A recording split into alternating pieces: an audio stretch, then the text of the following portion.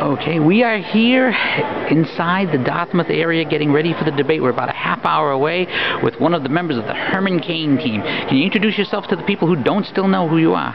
Sure, my name is Brad Marston and I'm a partner with Four-Tier Strategies. Now, you're going to be doing some work for the Herman Cain campaign today. What will you be doing today? Well, we advise the campaign on social media and their social media-driven fundraising. So really anytime there's something that has to do with social media, we're going to be involved.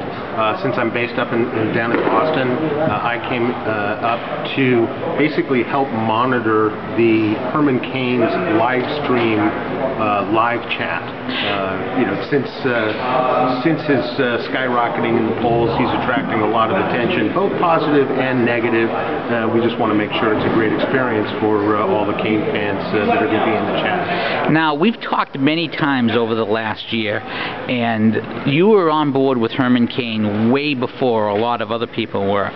It must be very gratifying to see the poll numbers the way they are now.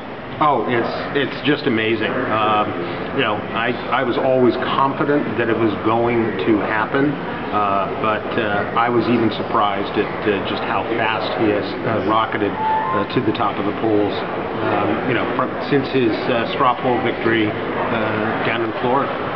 Now, Morning Joe and some of the people of the left have been saying that Herman Cain is the quote-unquote flavor of the month. In fact, Joe Scarborough went as far as to say, Herman Cain's not going to win a primary, he's not going to win, he's not going to win anything. What would you say to someone like that from the establishment saying, Herman Cain has no chance?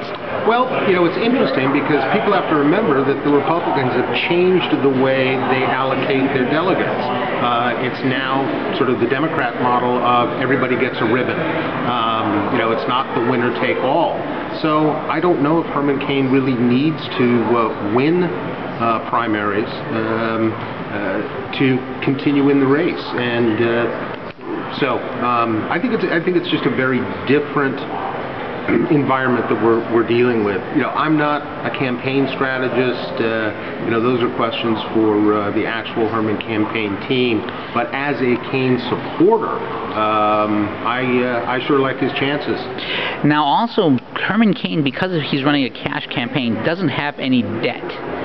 Now, I suspect that once we get through New Hampshire and Iowa, that's going to make a huge difference compared to other campaigns. Oh, I think so. I'm not telling you anything that hasn't already been reported, that the fundraising has just skyrocketed in the last couple of weeks.